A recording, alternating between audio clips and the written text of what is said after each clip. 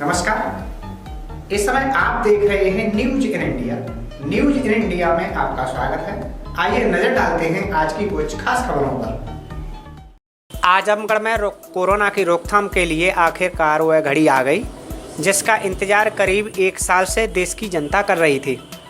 जी हां, corona vaccine को मंजूरी मिलने के बाद आज वाराणसी से स्वास्थ्य विभाग के वाहन से कोरोना वैक्सीन आजमगढ़ पहुंची, जहां जिला अस्पताल के अपर निदेशक स्वास्थ्य कार्यालय के पास बनाए गए कोल्ड चेन सेंटर में वैक्सीन का बॉक्स उतारा गया।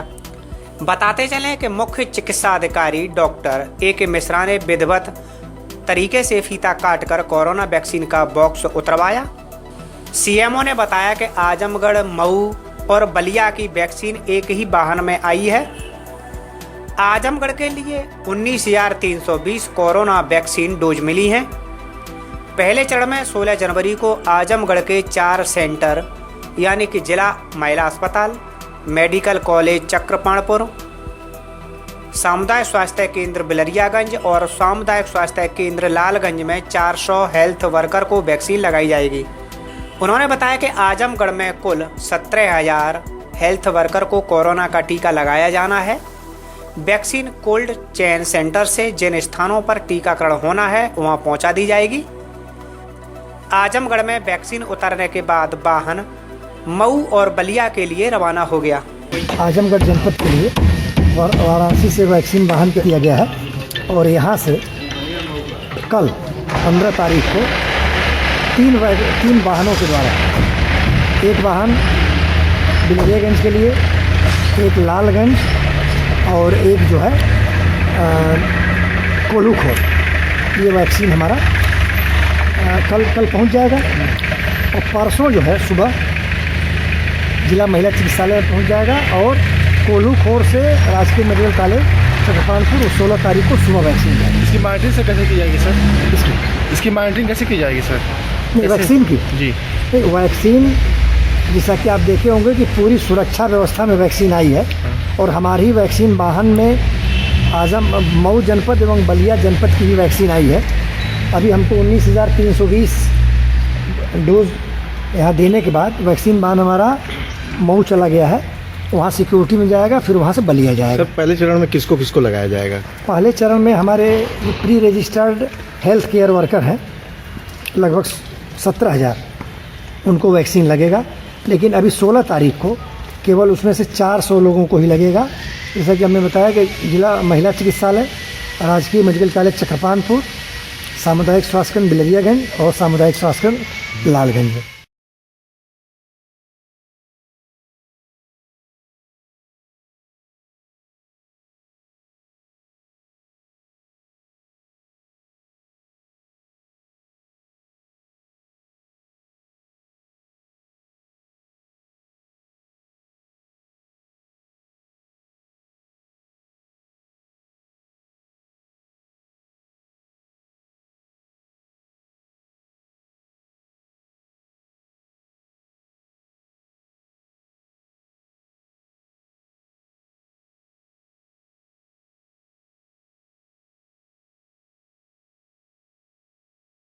कौशाम्बी के कोखराज इलाके के जलालपुर बोरियो गांव के पास से गुजर रही इंडियन ऑयल कारपोरेशन की पाइपलाइन में सेंध लगाकर करीब 14,000 लीटर डीजल चोरी हो गया। प्लांट में प्रेशर कम दिखने के बाद पेट्रोलिंग में ये मामला पकड़ में आ गया। ये लाइन बिहार के बरौनी से कानपुर तक बिछाई गई है। यहाँ जमीन के नीचे चेम्बर बनाकर मेन पाइप में छोटी पाइपलाइन जोड़ी गई। इसके लिए पास के नलकूप से बिजली का कनेक्शन भी जोड़ा गया है। चोरों ने बालू की बोरी से चेम्बर को बंद करने की काफ़ी कोशिश की, लेकिन वह बंद नहीं हुआ और खेतों में तेल फैल गया। ग्रामीणों ने पुलिस को सूचना दी। बाद में सप्लाई बंद करके पाइपलाइन को दुरुस्त कर दिया गया है। आपको बता दें कि इंडियन ऑयल कॉरपोरेशन ने बिहार के बरौनी से प्रयागराज होते हुए कानपुर तक तेल पहुंचाने के लिए पाइपलाइन बिछाई है। ये पाइपलाइन कोखराज थाना क्षेत्र के जलालपुर बोरियो गांव के निकट से होकर गुजरी है। इंजीनियर नितिन सिंह ने बताया कि पाइपलाइन में छेद करने के बाद पास के ही एक नलकूप में विद्युत लाइन जोड़ी गई थी। इसके सबूत मिले हैं। वहीं इंजीनियर एलपी सिंह ने कोखराज पुलिस को 14,000 लीटर तेल चोरी होने की तहरीर दी है। ये पिल्फरेज एक्टिविटी है। यहाँ पे कुछ जो हमारी पाइपलाइन है उसमें किसी ने लीक क्लैंप मतलब एक क्लैंप लगाने की कोशिश की है इसमें। क्या कुछ बता रहे हैं कि रात में कुछ चोरी भी हुआ है टैंकर लगा के तेल उल? इसका तो अभी हमें पुलिस तहकीकात कर रही है, तो इसके बारे में तो पुलिस से ही पता चलेगा क्या हुआ एग्जैक्टली। अभी तो हम लोग इसको रिपेयर कर रहे हैं। कितने बजे क्या सर कैसे जानकारी मिली थी? ये हमारा सिस्टम है, उसमें हमें पता चला था कि यहाँ पर प्रेशर ड्रॉप हुआ। आजमगढ़ में श्री राम जन्मभूमि निर्माण निधि समर्पण अभियान के अंतर्गत कुंवर सिंह उद्यान से जन जागरण पदयात्रा निकाली गई। यात्रा के दौरान कार सेवक बंधुओं ने भगवान राम की खड़ाउओं को सिर पर रखकर उनके आदर्शों का अनुकरण करने का संदेश दिया। कार सेवकों के पीछे श्री राम जन्मभूमि आंदोलन के दौरान दुर्गा वाहिनी संयोजिका द्रौपदी राय के नेतृत्व में मातृ शक्तियां हाथों में भगवा ध्वज लिए जयकारे लगाते हुए चल रही थीं। हाथी घोड़े ऊंट बग्गी पर भगवान के चित्र और प्रस्तावित राम मंदिर के मॉडल का जगह जगह मातृ शक्तियों द्वारा पूजन किया गया। कार्यक्रम का समापन आरएसएस गोरक्ष प्रांत के प्रांत कार्यवाहक सुरेश शुक्ला ने किया। उन्होंने कार्यकर्ताओं से तन मन धन से इस अभियान में लगने का आदेश दिया। आजमगढ़ कुंवर सिंह उद्यान से जब पदयात्रा निकली तो अग्रसेन तिराहे पर हाथी घोड़े के साथ मंदिर के प्रतिरूप भगवान श्री राम के फोटो युक्त बग्गी को लगाया गया। इसके बाद उसकी वैदिक मंत्रोच्चार के बीच आरती उतारी गई। उसके बाद पदयात्रा ने नगर में भ्रमण किया। ये जो मंदिर का निर्माण होने जा रहा है उसमें श्री राम जन्मभूमि मंदिर निर्माण निधि समर्पण अभियान जो 15 जनवरी से आरंभ होकर 27 फरवरी तक चलेगा, उसी में एक जन जागरण यात्रा आज कुंवर सिंह उद्यान से शहर का भ्रमण करते हुए यात्रा चलेगी। समाप्त कहाँ होगा? पुनः वापस यहीं पर आकर समाप्त होगी। लगभग किन मार्गों से ये गुजरेगा और कितनी संख्या में है लोग? लगभग 5 से 8 हज़ार लोग रहेंगे इसमें। महिलाएं, मातृ शक्तियाँ और सभी हिंदू हमारे परिवार के लोग इस महाअभियान में जन जागरण यात्रा में शामिल हो रहे हैं। तो जी इसका उद्देश्य क्या है? इसका उद्देश्य सभी हिंदू परिवारों को, सभी हिंदू जन जन तक पहुंचना और उस महाअभियान में सबकी सहभागिता और सबसे सहयोग अर्जित करना। उत्तर प्रदेश की राज्यपाल आनंदीबेन पटेल गुरुवार को एक दिवसीय दौरे पर फिरोजाबाद पहुंची। राज्यपाल ने यहां औद्योगिक क्षेत्र ग्लास फैक्ट्री में कांच आइटमों के उत्पादन की प्रक्रिया को देखा। फैक्ट्री में माउथ ब्लोइंग से कांच के आइटम बनाए जाने की प्रक्रिया को देखकर वह हैरान रह गईं। टीबी के शिकार बच्चों की स्थिति की जानकारी ली। राज्यपाल सुबह 10:30 बजे लोक निर्माण विभाग के गेस्ट हाउस पर पहुंची। कारखाना संचालक कुलदीप सिंह ने उन्हें 2 लेयर और 3 लेयर के कांच आइटमों के साथ माउथ ब्लोइंग से कांच की बोतल बनाने की प्रक्रिया दिखाई। मुंह से हवा के जरिए पिघले कांच को बोतल की आकृति देखकर राज्यपाल हैरान रह गईं। लोक निर्माण विभाग में स्वयं सहायता समूह से जुड़ी महिलाओं द्वारा स्टॉलों पर लगाए गए कांच के हैंडीक्राफ्ट आइटमों को राज्यपाल ने देखा। गवर्नर जी से हम लोग ये बात देखी, हम लोग सहायता समूह बनने के बाद हम लोग को क्या क्या फ़ायदा मिला, गरीब महिला को ये समूह के माध्यम से हम लोग जो भी फ़ायदा मिली वही के बारे में बात। आपने अपनी कोई समस्या रखी उनके पास? समस्या तो हम फायदा है तो समस्या नहीं तो कई बात की समस्या रखा जाए। यहाँ जनपद के 8 किसानों से संवाद किया। सरकारी योजनाओं का लाभ उन्हें कैसे मिल रहा है इसकी जानकारी ली। माननीय ने ये कहा था कि जो प्रगतिशील किसान हैं जो जिले में कुछ अच्छा काम कर रहे हैं उनको यहाँ पे बुलाया गया था। मैंने 12 एकड़ में ऑर्गेनिक फार्मिंग कर रहे हैं हम, जिसमें इजराइल का जो केला है, ताइवान का पपीता है और विभिन्न तरह के विदेशी करीब 100 तरह के फल लगे हुए हैं और वो टोटल ड्रिप इरिगेशन के माध्यम से लगा हुआ है। यही जानकारी माननीय जी ने हमसे पूछी थी। तो क्या कहा फिर, क्या सलाह दी आपको? उन्होंने बहुत अच्छे तरीके से बारीकता से प्रत्येक किसान से बात की और किसान की आय 2022 तक कैसे दुगनी हो, इसके भी उन्होंने सुझाव दिए और किसानों से बहुत अच्छी चर्चा रही, बहुत सकारात्मक। साथ में राज्यपाल की पुत्री अनर पटेल ने भी सुहाग नगरी के बारे में जानकारी ली।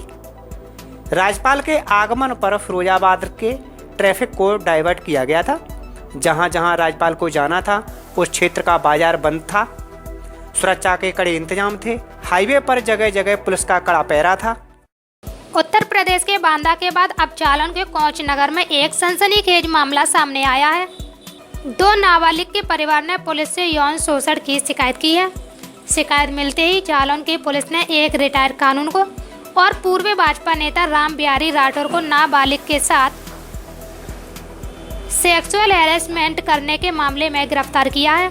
इस दौरान पुलिस ने आरोपी कानूनगो के घर से एक हार्ड डिस्क भी बरामद की है, जिसमें पुलिस को कई वीडियो मिले हैं। आरोपी कई नाबालिग और महिलाओं का यौन उत्पीड़न कर रहा है। पुलिस ने तत्काल मुकदमा पंजीकृत करते हुए आरोपी का मेडिकल करा के जेल भेज दिया है। आपको बता दें कि ये पूरा मामला कोंच कोतवाली क्षेत्र के भगत सिंह नगर का है, जहां पर पुलिस ने भाजपा नगर उपाध्यक्ष राम बिहारी राठौर को सेक्सुअल हैरेसमेंट के मामले में गिरफ्तार किया है।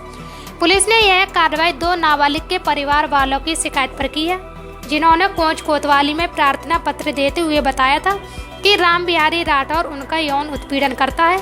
इस शिकायत पर पुलिस ने कार्रवाई करते हुए भाजपा नगर उपाध्यक्ष राम बिहारी राठौर को घर से गिरफ्तार कर लिया। साथ ही पुलिस ने घर की तलाशी ली तो पुलिस को वहां से एक हार्ड डिस्क, लैपटॉप और DVR भी मिली, जिसमें कई ऐसे अश्लील वीडियो नाबालिग और महिलाओं के मिले हैं जिनका भाजपा नगर उपाध्यक्ष यौन उत्पीड़न करता था। मामला सामने आने के बाद भाजपाइयों में हड़कंप मच गया। जैसे इस घटना की खबर आम हुई तो भाजपा के जिले के उच्च नेताओं ने राम बिहारी से पल्ला झाड़ लिया। कोच नगर बीजेपी अध्यक्ष सुनील कुमार लोहिया ने राम बिहारी का कार्य मुक्त का पत्र सोशल मीडिया पर वायरल कर दिया। वहीं पुलिस ने आरोपी का मेडिकल करा के उसे जेल भेज दिया है। इस मामले में जालौन के अपर पुलिस अधीक्षक डॉक्टर अवधेश कुमार सिंह का कहना है कि 2 अलग अलग मामले कोंच कोतवाली में आए थे, जिन पर मुकदमा पंजीकृत किया गया है। साथ ही छापेमारी करते हुए लैपटॉप, हार्ड डिस्क, DVR बरामद हुई है, जिसमें अभी 2 अश्लील वीडियो मिले हैं, जिस पर तत्काल कार्रवाई करते हुए मुकदमा पंजीकृत किया गया है। वहीं आरोपी राम बिहारी राठौर ने अपने ऊपर लगे सभी आरोपों से इनकार किया है। उन्होंने कहा कि मेरी हार्ड डिस्क चोरी हो गई थी, जिसकी रिपोर्ट मैंने कोतवाली में की थी। मैंने कभी किसी के साथ कोई गलत काम नहीं किया है। गलत काम करता। किस मोहल्ले के निवासी हैं आप? हम भगत सिंह नगर। क्या मांग है जो आप नारे लगा रही हैं फांसी? ये लड़का इनको गलत काम करता, दारू पिलाता है, नशा की गोली डाल दे और भीतर से कड़ा नहीं देते, नशा में गलत काम कर रहा है। कौन है, क्या नाम है इनको? राम बिहारी। अच्छा, क्या मांग कर रहे हैं आप लोग उसके खिलाफ? ये गलत काम करता है लड़के के संग। नहीं, आप लोगों की क्या मांग है प्रशासन से? जहाँ मैं गलत सजा हो गया, इनकी गलत काम कर रहे हैं। अच्छा, नशा में गोली दे रहे हो, नशा में गलत काम कर रहा है बच्चे के संग। अब गलत काम में गलत ही काम करो तो बुरा तो होगी तुम्हारे संग में, और जो गलत में तुम्हारी फांसी सजा तो होगी। केंद्र सरकार के नए कृषि कानून के खिलाफ कांग्रेस आज देश भर में किसान अधिकार दिवस मना रही है। जगह जगह प्रदर्शन भी हो रहे हैं। इसी कड़ी में आज प्रदेश अध्यक्ष अजय कुमार लल्लू की अगुवाई में MLC दीपक सिंह समेत अन्य नेता कार्यकर्ता राजभवन का घेराव करने के लिए अपने आवास से निकले, लेकिन पुलिस ने उन्हें रोक लिया। इस दौरान कांग्रेस नेताओं की पुलिस से नोकझोंक भी हुई। इसके बाद लल्लू और अन्य नेताओं को पुलिस ने गिरफ्तार कर लिया। सभी को धरना स्थल इको गार्डन ले जाया गया। अजय लल्लू ने कहा कि हमें राजभवन का घेराव करने से कोई नहीं रोक सकता। उत्तर प्रदेश सरकार की पुलिस कांग्रेस कार्यकर्ताओं के साथ तानाशाही कर रही है।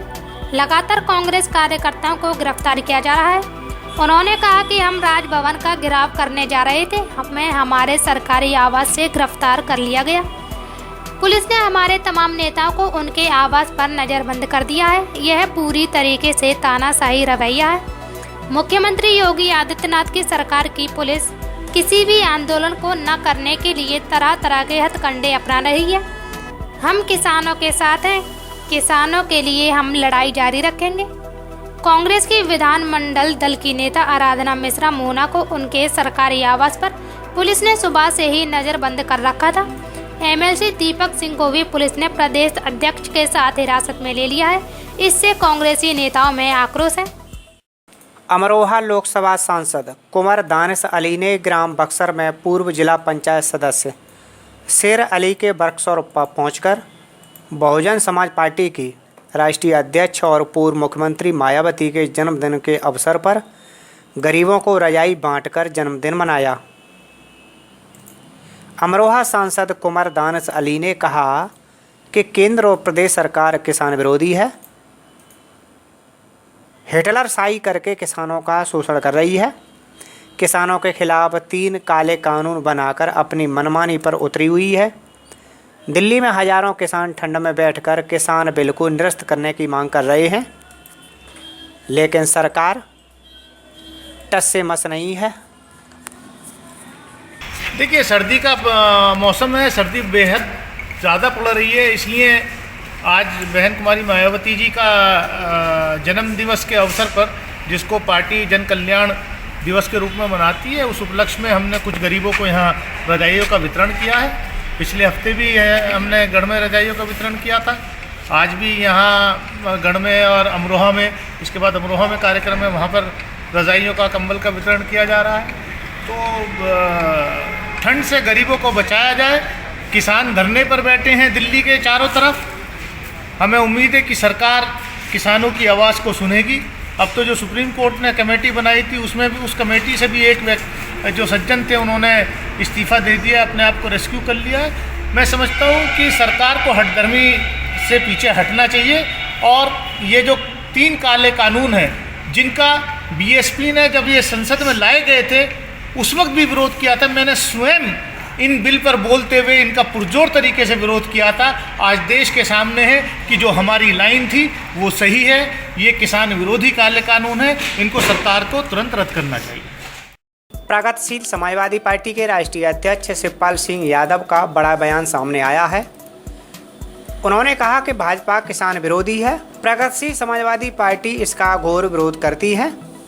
जब उनसे पूछा कि किसान न सरकार की मान रहे हैं न हाईकोर्ट की, तो शिवपाल यादव का गोलमोल जवाब था कि कानून को बर्खास्त कर देना चाहिए। शिवपाल सिंह यादव आज फिरोजाबाद जनपद के जसराना में एक कार्यक्रम में जा रहे थे, तभी आगरा लखनऊ एक्सप्रेस वे पर उन्होंने मीडिया से बात करते हुए ये बयान दिया। प्रगतिशील समाजवादी पार्टी के कार्यकर्ताओं ने शिवपाल सिंह यादव का नसीरपुर कट पर जोशीला स्वागत किया। उनके स्वागत समारोह के दौरान प्रमुख रूप से सिरसागंज सपा विधायक हरिओम यादव सहित सैकड़ों कार्यकर्ता मौजूद थे। देखिए, ये कानून किसान विरोधी है और प्रगतिशील समाजवादी पार्टी इसका विरोध करती है और तुरंत वापस लेना चाहिए सरकार को। जिस प्रकार देखा जा रहा है, सुप्रीम कोर्ट भी कह रहा है वो कोर्ट की मानने को तैयार नहीं, सरकार की नहीं मानना है, इसमें क्या करें? अब कोर्ट की बात नहीं मानेंगे तो बर्खास्त कर देना चाहिए कोर्ट। आगरा पुलिस की शुक्रवार सुबह बदमाशों से मुठभेड़ हो गई। मुठभेड़ में पुलिस की गोली लगने से एक बदमाश घायल हुआ है, वहीं एक बदमाश भागने में कामयाब रहा। ये मुठभेड़ जगनेर थाना क्षेत्र में हुई। पुलिस अधीक्षक ग्रामीण सत्यजीत गुप्ता ने बताया कि पकड़े गए बदमाश की पहचान पाती गैंग के सदस्य के रूप में हुई है। इस गैंग ने हाल ही के दिनों में सरेंदी गांव में सुनार की दुकानों से चोरी की थी। आपको बता दें कि जगनेर पुलिस वाहन चेकिंग कर रही थी। इसी दौरान एक बाइक पर सवार 2 लोग दिखाई दिए। पुलिस ने रुकने का इशारा किया तो बदमाशों ने पुलिस टीम पर फायरिंग कर दी। जवाब में पुलिस टीम ने भी फायरिंग की, जिसमें एक बदमाश के पैर में गोली लग गई। वहीं दूसरा बाइक सवार बदमाश भागने में सफल रहा। पुलिस ने दूसरे बदमाश की घेराबंदी के लिए अन्य थानों को सूचना दी है। वहीं घायल बदमाश को इलाज के लिए अस्पताल में भर्ती कराया गया। एसपी ने बताया कि पकड़ा गया अभियुक्त अशोक गोपालपुर थाना जलेसर एटा का निवासी है, जिसके कब्जे से एक तमंचा 315 बोर, एक खोखा कारतूस, 2 315 बोर के जिंदा कारतूस, 200 रुपए, 2 जोड़ी पायल और 1 अंगूठी बरामद हुई है। दूसरा फरार अभियुक्त का नाम चरण सिंह बताया जा रहा है, जिसकी तलाश की जा रही है। देखिए, सदर और ताजगंज क्षेत्र में विगत कुछ दिनों में लगातार चोरियों की घटना बढ़ रही थी। उसी को दृष्टिगत रखते हुए श्रीमान एसएसपी महोदय द्वारा अनेक टीमों का गठन किया गया था। आज रात्रि चेकिंग के दौरान एक बाइक पे 2 लोग सवार थे, उनको रोकने की कोशिश की गई थी। उनको पकड़ने के बाद ये बात ज्ञात हुई कि उनके कुछ साथी और वो लोग लगभग 6 से 7 लोग 8 लोग डकैती की योजना एक एरिया में बना रहे थे। एरिया का नाम राजीव गार्डन है, जो रोहता क्षेत्र सदर में पड़ता है। इसी सूचना पे विश्वास रखते हुए हमारी सदर की टीम, स्पेशल जो टीम क्राइम की टीम है और अन्य बाकी की टीमें लगातार इस क्षेत्र में भ्रमणशील रही। उसी दौरान जब इस एरिया में पहुंचा गया तो 4 लोग इस घटनास्थल पे मिले थे। उनमें से सभी लोगों ने पुलिस के ऊपर फायरिंग की। जवाबी कार्रवाई में 2 लोगों को मुठभेड़ में गोली लगी है। प्राथमिक उपचार के लिए उनको एसएन मेडिकल भेजा गया है। पुलिस में एक कांस्टेबल जो महेश है उसको गोली लगी है, उसको उपचार के लिए हॉस्पिटल भेजा गया है। जितनी बरामदगी हुई है लगभग 5 तमंचे, कुछ मोबाइल फ़ोन्स, 3 बाइक्स और अन्य जो चीज़ें औजार हैं वो वहाँ से बरामद हुए हैं। भारी मात्रा में कारतूस, चाकू, ये सारी चीज़ें यहाँ से बरामद हुए हैं। 2 लोग यहाँ से फरार हुए हैं, जिनमें से एक का नाम पूरण है और उसका एक अन्य साथी है।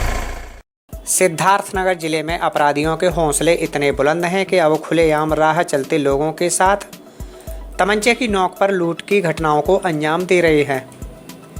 ताज़ा मामला भवानीगंज थाना क्षेत्र के सिलोखरा चौराहे का है, जहां भानपुर रानी निवासी गल्ला व्यवसायी कल्प नारायण अपने घर से 8,40,000 रुपये लेकर सेंट्रल बैंक में जमा करने के लिए निकला था। तभी सिलोखरा चौराहे के पास पल्सर सवार 2 बदमाशों ने उसे रोक लिया। कनपटी पर तमंचा लगाकर नोटों से भरा बैग छीनकर भाग गए। व्यापारी ने शोर मचाया तो आसपास के लोगों ने पुलिस को सूचना दी। वहीं लूट के इस मामले को लेकर डुमरियागंज सीओ ने बताया कि एक गल्ला व्यापारी कल्प नारायण ने थाने में शिकायत की है कि वह 8,40,000 रुपये लेकर बैंक में जमा करने के लिए घर से निकले थे। तभी रास्ते में 2 बदमाशों ने उनके साथ ये लूट की घटना को अंजाम दे डाला। सर अपने घर से बैंक में पैसा जमा करवाने गए थे और 2 पल्सर गाड़ी पे 2 लोग आए और पिस्टल तान दिए और हमसे कहे कि जो कुछ है दे दो तुरंत। हमने कहा भैया गोली मत चलाना, जो कहो हम दे रहे हैं। और हमने खुद ही अपना सामने हमने कहा हम खुद ही भैया दे रहे हैं, तुमको जो चाहिए ले लो, लेकिन हम गोली मत चलाना। और वो लोग गाड़ी स्टार्ट करने लगे, गाड़ी नहीं स्टार्ट हुई, लेकिन तुरंत वो लोग अपनी गाड़ी से इधर भड़रिया की तरफ चले गए। पूरा मामला क्या अभी लगभग आधा घंटे पहले कल्प नारायण अग्रहरि जी ने शिकायत की है कि वो घर से 8,40,000 रुपये लेके निकले थे। रास्ते में 2 मोटरसाइकिल वाले बदमाशों ने, एक आदमी पिस्टल लिए हुआ था, पिस्टल दिखाकर उनसे छीन लिए हैं। जांच कर आवश्यक कार्रवाई की जा रही है और शीघ्र ही इसका खुलासा किया जाएगा। कृषि कानून के मसले पर केंद्र सरकार लगातार गिरी हुई है। पिछले 50 दिनों से दिल्ली की सीमा पर हजारों किसानों का प्रदर्शन चल रहा है और इस बीच कांग्रेस की एक बार फिर सड़कों पर उतरने जा रही है। कांग्रेस नेता राहुल गांधी दिल्ली की सड़कों पर उतरकर किसानों के आंदोलन का समर्थन करेंगे। कांग्रेस नेता राहुल गांधी ने अपने ट्वीट में लोगों से किसान आंदोलन से जुड़ने की अपील की। राहुल ने लिखा कि देश के अन्नदाता अपने अधिकार के लिए अहंकारी मोदी सरकार के खिलाफ सत्याग्रह कर रहे हैं। दरअसल कांग्रेस आज किसान अधिकार दिवस मना रही है, जिसके तहत देश भर में प्रदर्शन किया जा रहा है। कांग्रेस का प्लान है कि देश के सभी जिला हेडक्वार्टर में कृषि कानून के खिलाफ प्रदर्शन किया जाए और फिर ज्ञापन सौंपा जाए। कांग्रेस इससे पहले भी ऐसा ही प्रदर्शन कर चुकी है। कांग्रेस अध्यक्ष सोनिया गांधी की ओर से इसका ऐलान किया गया था। साथ ही एक कैंपेन सोशल मीडिया पर भी चलाया जा रहा है, जिसके तहत किसान आंदोलन, पेट्रोल डीजल के बढ़ते दामों के मसले पर अपनी बात कहने की अपील की जा रही है।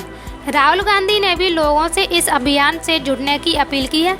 बता दें कि कांग्रेस नेता राहुल गांधी लंबे वक्त से मोदी सरकार को इस मसले पर घेर रहे हैं। राहुल ने तीनों कानूनों को किसानों के लिए अहितकारी बताया, साथ ही इसे अमीर कारोबारियों के हक वाला करार दिया है। ऐसे में राहुल गांधी ने केंद्र को घेरा है कि उसकी जिद के कारण कई किसानों की मौत हो चुकी है। ऐसे में अब कानूनों को वापस लेना चाहिए। राहुल गांधी लंबे वक्त के बाद विदेश से लौटे हैं। बीते दिन उन्होंने तमिलनाडु की यात्रा की थी। यहाँ भी राहुल गांधी ने कृषि कानूनों को लेकर केंद्र सरकार को घेरा था और कहा था कि सरकार को कानून वापस लेने ही होंगे। There is a difference. Neglecting is you ignore them. They are not ignoring them. They are trying to destroy them. They are trying to destroy them because they want to benefit 2 or 3 of their friends. They want to give what belongs to the farmer to 2 or 3 of their friends. They want to take the land of the farmer, they want to take the produce of the farmer, and they want to give it to their friends. That is what is happening. So the word neglect is too weak a word to explain what is taking place. The other thing is that the farmers of this country are the backbone of this country. If anybody thinks that you can suppress farmers and this country will continue to prosper, they just have to look at our history. Whenever Indian farmers are weak, India is weak. And I would like to ask a counter question. You are suppressing the farmers. You are helping handful of businesses. When Corona comes, you are not helping the common man. You are not supporting the common man. Whose Prime Minister are you? Are you the Prime Minister of the people of India, or are you the Prime Minister of 2-3 selected businessmen? And the final question, what is China doing inside our territory? Why are the Chinese people sitting inside Indian territory, and why is the Prime Minister, why has he got nothing to say about it? Why is the Prime Minister completely silent about the fact that Chinese troops are sitting inside Indian territory? But these are the real questions to be asked.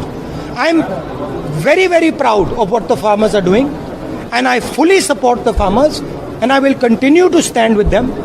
I raised their issue in a yatra in Punjab, and we will continue to do it.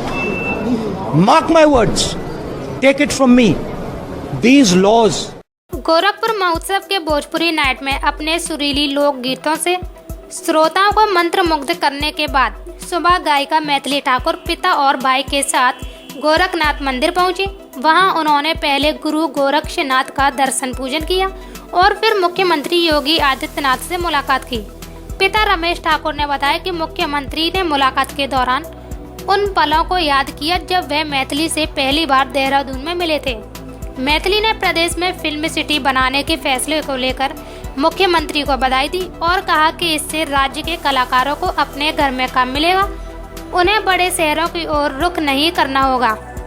एक बार मैं उनसे पहले मिल चुकी हूँ उत्तराखंड में, तो आज अच्छे से भेंट हो गई और आज का इतना पवित्र दिन है, वो भी बाबा गोरक्षनाथ जी की धरती पर मकर संक्रांति के दिन बाबा गोरक्षनाथ जी के दर्शन हो गए और योगी जी के दर्शन हो गए। मेरे लिए इससे बड़ी बात हो ही नहीं सकती। नोएडा में एक फिल्म सिटी भी बन रही है, उसको लेकर आपने उसके लिए मैंने योगी जी को, हमारे सीएम सर को बहुत बहुत धन्यवाद बोला है कि ये इतना अच्छा कदम है। इससे हमारे खुद के जो कलाकार हैं उनके लिए खुद का मंच बन गया है, वरना सबको जाना पड़ता था किसी और की जगह, किसी और की धरती पर। क्या लगता है वहाँ फिल्म सिटी बनने से जो नया कलाकार उत्तर प्रदेश या और भी जगह बहुत बहुत बहुत बहुत बहुत ज़्यादा आसानी होगी, आफियत होगी। और जो लोग स्ट्रगल करते हैं और बाद में हार मानना पड़ता है उनको, क्योंकि ऑलरेडी उधर एक ग्रुप चल रहा है, तो वो एक यहाँ पर एक ग्रुप चल सकता है। जो हमारे यूपी बिहार के लोग हैं वो यहाँ पे खड़े हो सकते हैं।